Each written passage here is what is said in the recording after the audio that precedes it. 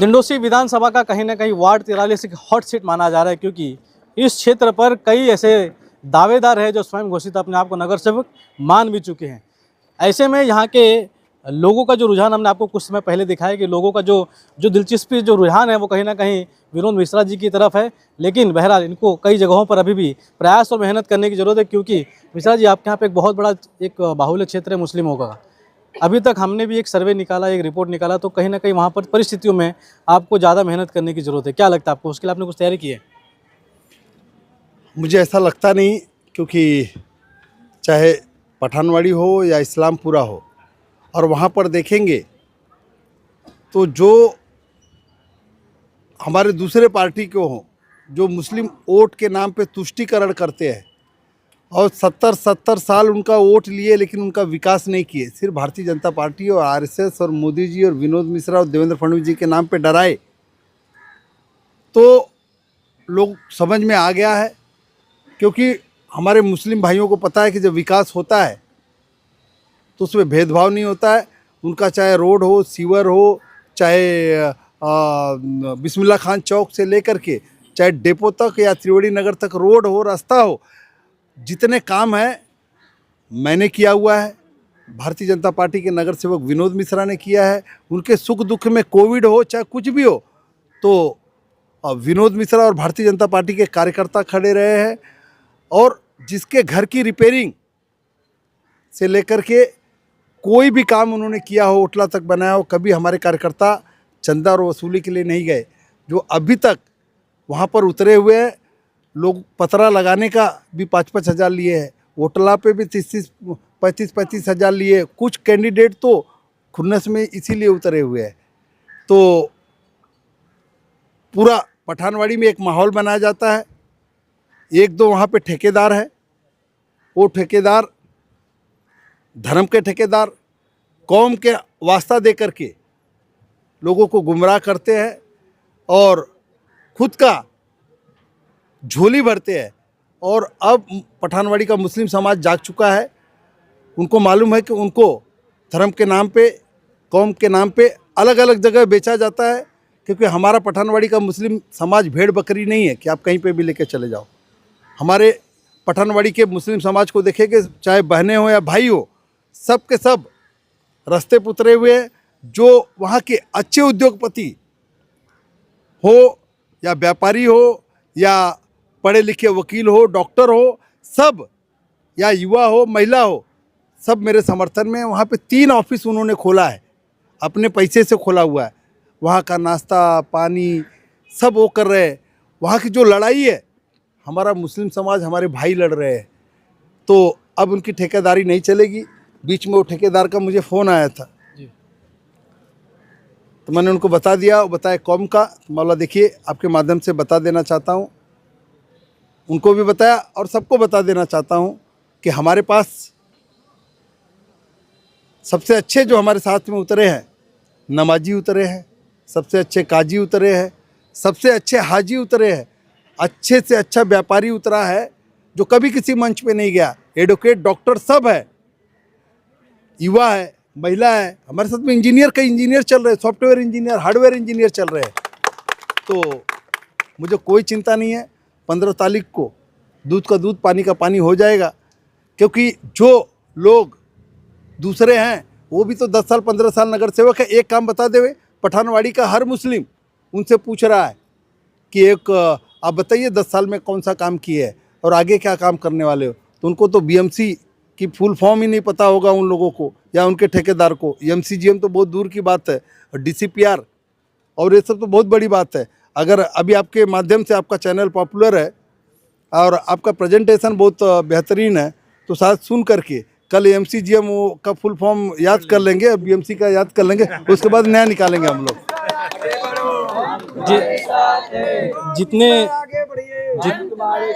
जितने लोगों का आपने कंटेनर उखाड़ दिया था, वो भी नाराज है, वो भी साथ में दौड़ रहे हैं।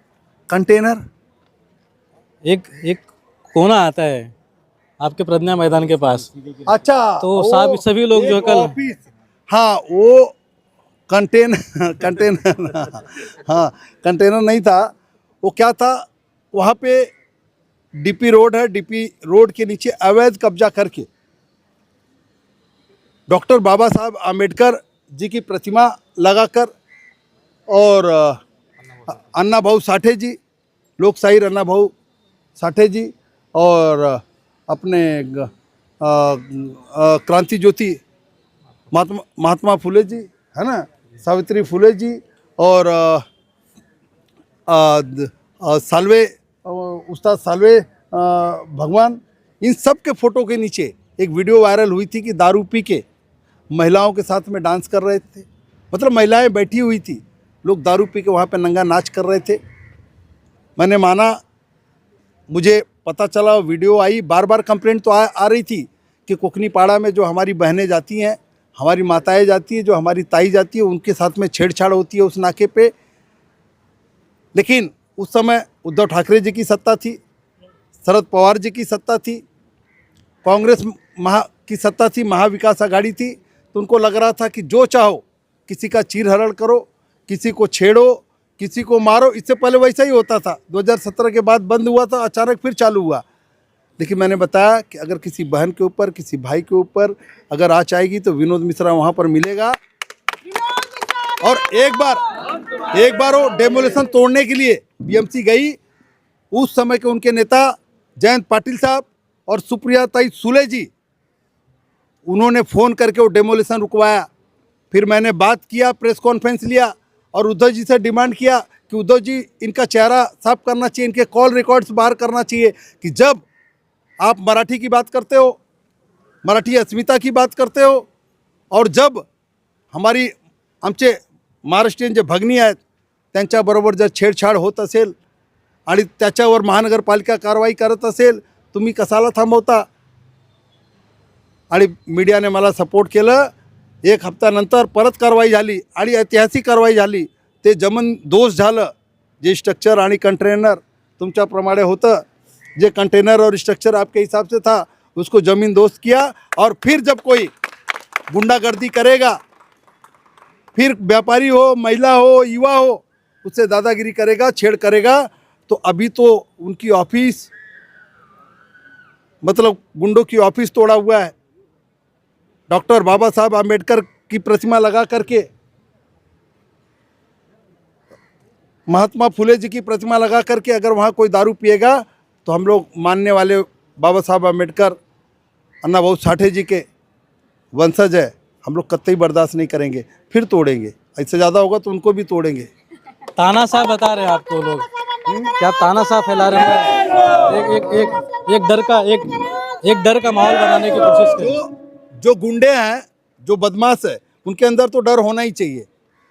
जो लोग करीब ओमकार में 1000 से 1100 लोगों को बेघर किया, उनको मैंने पात्र किया है।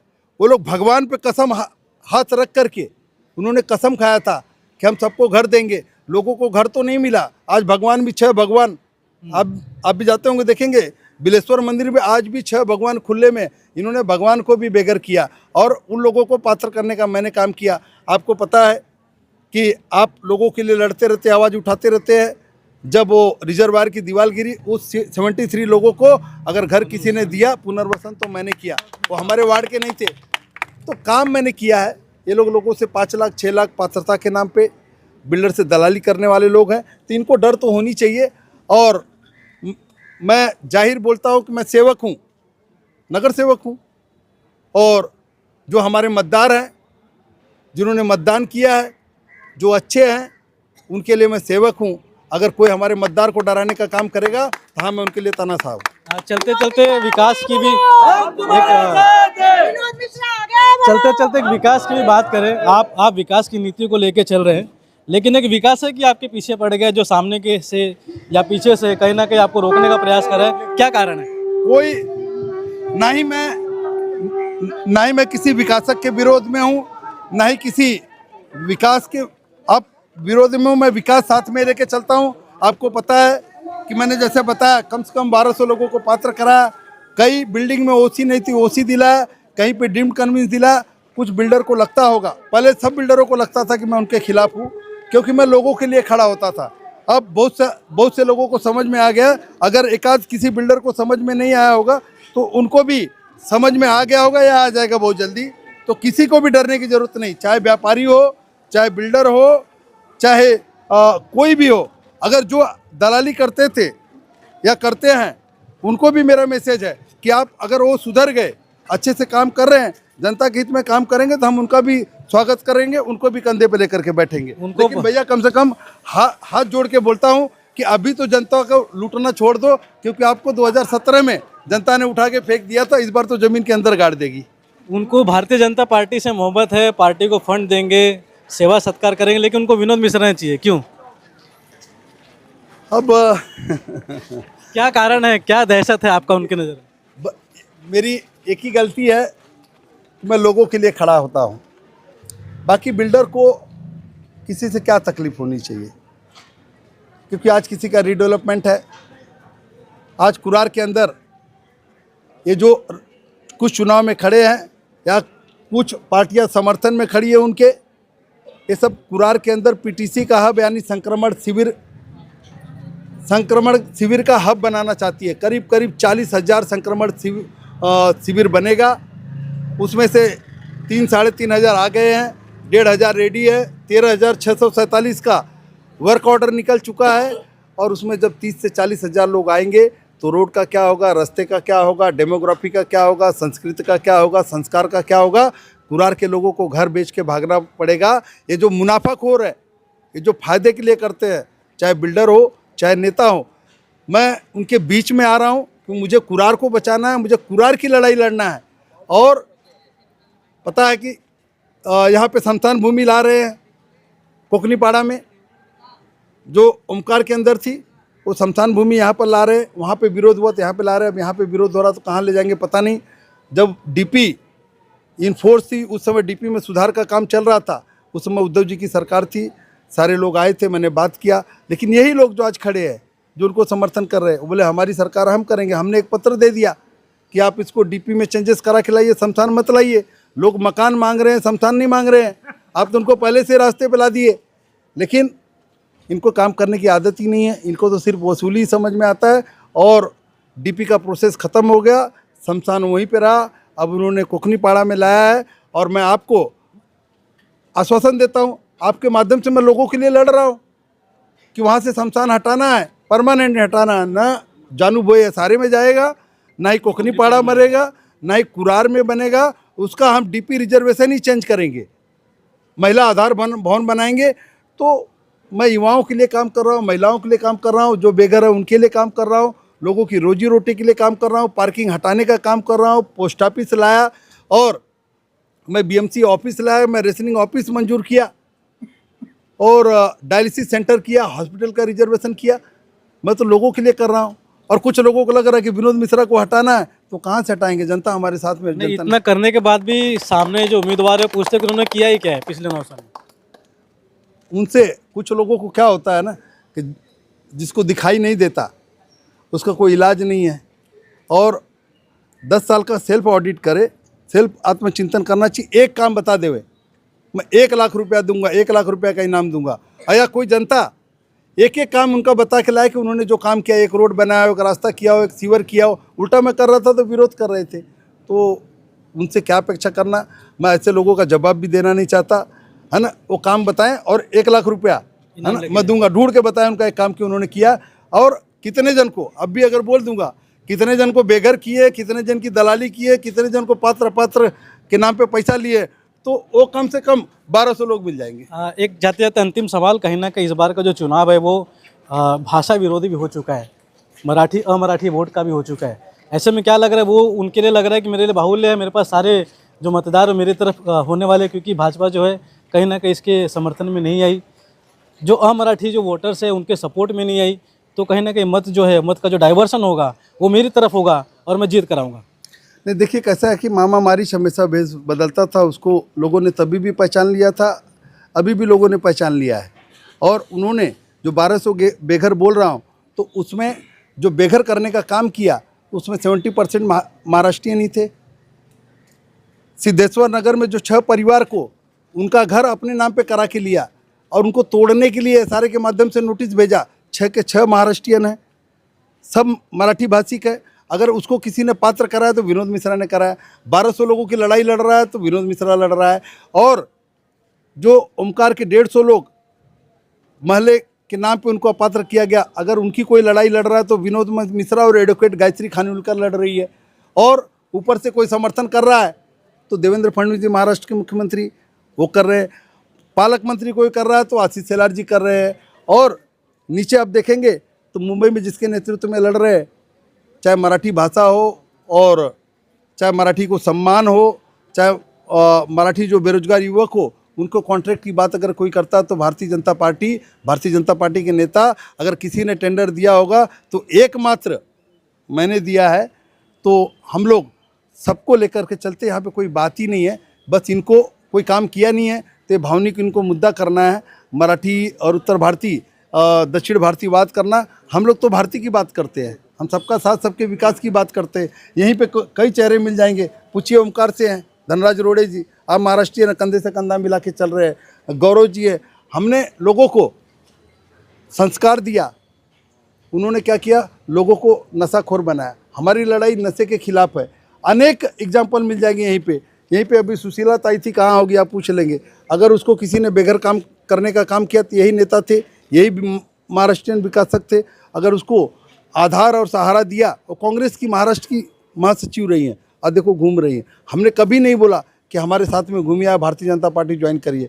वो बोली कि भाई आपने काम किया है तो मैं आपके साथ में हूँ। हाँ, मुझे लोग, आप देख रहे होंगे, मुझे लोग भैया बोलते हैं, मैं सबका भैया हूँ, चाहे छोटा हो बड़ा हो, है ना, लेडीज़ हो महिला हो, सब प्यार से भैया बोलते हैं। मैं भैया हूँ, उनको सम्मान देता हूँ। जिस तरह से बड़ा भाई प्यार और आशीर्वाद देता, उसी तरह से उनका आशीर्वाद लेता हूँ और उनको प्यार देता हूँ, उनके सुख दुख में खड़ा रहता हूँ। मैं कोई भेदभाव नहीं करता हूँ। आप देखिए कदम काका है बगल में, मुस्कुरा रहे हैं। उन्होंने क्या ठेका ले लिया है? उनसे बड़े मराठी हमारे देवेंद्र फडणवीस जी हैं, जिनको पूरे महाराष्ट्र में रिकॉग्नाइज किया है। ये 1.5-2 जिले के लोग हैं, 3.5 भी नहीं रहे, अभी हमको बताएंगे। यहाँ पे चौथे 5वें नंबर पे चुन के आने वाले लोग, ये हम लोग को बताएंगे। बस इनके पास उतना ही है कि मराठी उत्तर भारतीय कर ले, उनके लिए उतना ही है। मंगेश विद्या मंदिर की महाराष्ट्रियन हमारी भगनी ताई वहाँ की प्रिंसिपल थी, उसकी माँ बहन निकालते हैं लोग। हाँ, वो आके रो रही थी। वो स्कूल निकाला, दादागिरी से निकाल के वहाँ पे ट्रस्टी अपॉइंट किया। और तो आप नीचे जाएंगे, एक हमारी ताई है, भाजी बेचती है ओमकार की दर, वो भी पति नहीं है, उससे वसूली के लिए मारपीट। तो इन्होंने सिर्फ वसूली और वसूली इनके लोगों ने किया, गुंडागर्दी किया, लोग त्रस्त हो चुके हैं। और अब आने वाले चुनाव में सबक सिखाएंगे। और ताई दिख नहीं रही, नहीं तो अभी आपको बोलती, प्रचार में गई है ना। हम तो कहीं पे कुछ नहीं है, कोई भाषा भाषिकवाद नहीं है, सबका साथ, सबका विकास, सबका प्रयास। और हमने जो काम किया उस काम को लेकर के लोगों के बीच में जा रहे हैं। और मुझे पूरा विश्वास है कि हम लोग जीत के आएंगे। उनको चाहे कोकनीपाड़ा हो, जानू कंपाउंड हो, ओमकार का ये सारे जो बोलते हैं वो, वायसेत पाड़ा हो, इस्लामपुरा पूरा हो या पठानवाड़ी हो, और हमारे ऑफिस के पीछे का जो है कोकनीपाड़ा है ना, तो कहीं पे त्रिवेणी नगर, कहीं पे उनको जगह नहीं है। पहले भी नहीं जगह थी, विधानसभा में भी नहीं थी, लोकसभा में भी नहीं थी। उनको सिर्फ उम्मीद पठानवाड़ी से थे। लेकिन हमारे पठानवाड़ी में जो हमारे लोग हैं, मुझे मानने वाले, अब वो पठानवाड़ी में भी लड़ नहीं पा रहे। आज की पोजीशन है कि पठानवाड़ी में वो दूसरे या तीसरे नंबर पे रहेंगे, वहाँ पे कांग्रेस दूसरे पे रहेगी। पठानवाड़ी के अंदर हमारी लड़ाई कांग्रेस से है। जी, हमसे बात करने के लिए बहुत बहुत धन्यवाद। Thank you.